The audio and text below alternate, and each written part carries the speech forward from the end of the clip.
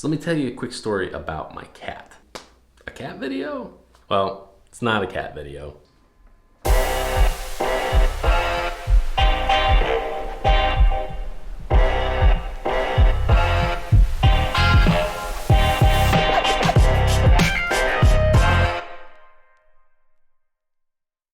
you ever heard of Occam's razor? I had neither for most of my life. But when I got engaged to my wife, I met most of my wife's extended family. My father-in-law was a business owner at the time, and the name of his company was the Occam Group. And he basically boiled it down to say the Occam Group really stands for the Occam's razor principle, that the simplest solution is often the best.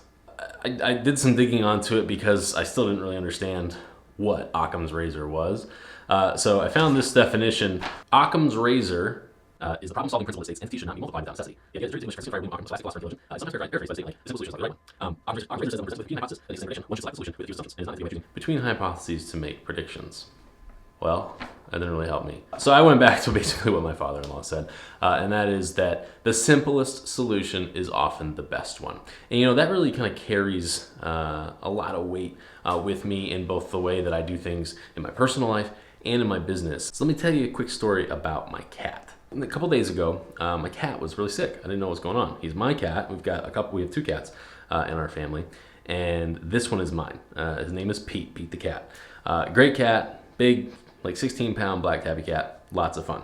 But Pete was sick. He was acting really strange. He was a little bit more moody than usual, and he was like dragging his back leg. It was really kind of disconcerting because I was like, man, we've had this cat for like 8 years. Should have quite a few good years left, but he's definitely acting odd.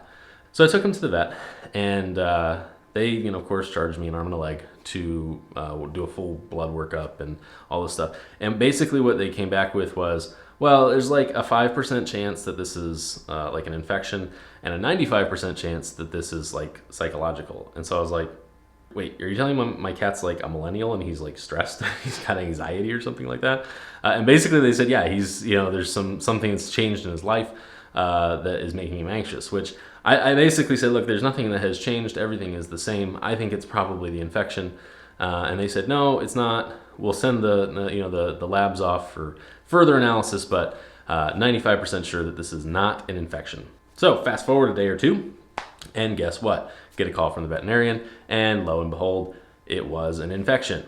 The solution that was offered to me by the veterinarian was very complex. We should change his diet. We should change his litter. We should change his, the amount of water he's drinking, the kind of bowl he's drinking out of.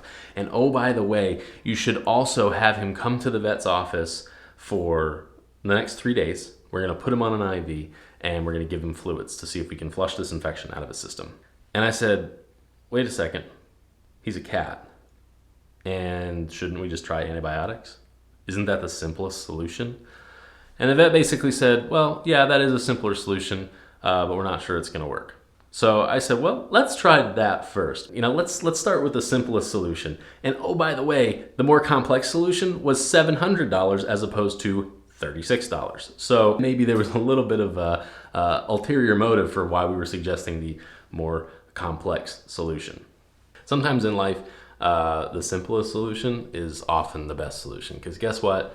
A couple of days worth of antibiotics and he's finishing up his course of that, and he's doing a lot better. So my first point on that is, a lot of times we see other digital marketing agencies, FMOs, broker dealers, RAs, coming up with these kind of elaborate pricing models for a variety of things. When we started RA marketing, one of the things we decided is, hey, we're going to make this kind of simple. So we don't care about things like where your carrier relations are. We don't care about who your broker dealer is or your RA is. Of course, we take all that stuff into consideration for you on your behalf as it relates to your business.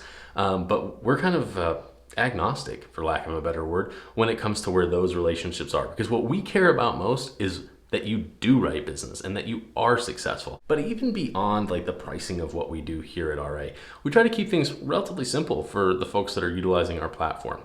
Because we know that you guys aren't necessarily expert digital marketers. That's our job. When you have a client that comes to you that's looking for advice on a specific financial product, they're not the experts. You know that. And so you try to make it relatively simple for them to understand the different features and advantages of one product versus another product. That's the same thing that we do here at RA. More often than not, if you really boil it all down to like the few basic principles or the few basic elements and aspects of what you're trying to accomplish, a complex solution is not what you need. A simple, consistent solution is what you need. So the next time you're looking at a marketing proposal that has a bunch of Latin in it, like this definition does, throw it away. Because I can tell you that marketing company probably doesn't have your best interests in mind. They're just trying to wow you with all the cool gizmos and gadgets that they can do for you.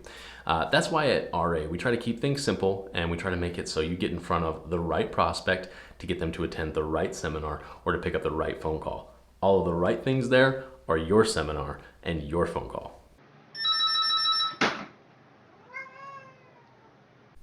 So that's it. Occam's razor. When it comes to your business, make sure that you're not overcomplicating everything. Sometimes the simplest solution is the best one. That's what we found with our pricing model, with the way that we manage our CRM, with the way that we take orders. We try to keep it as simple as possible because the simpler it is, the less likely there is to have mistakes. The less likely we will be to have mistakes.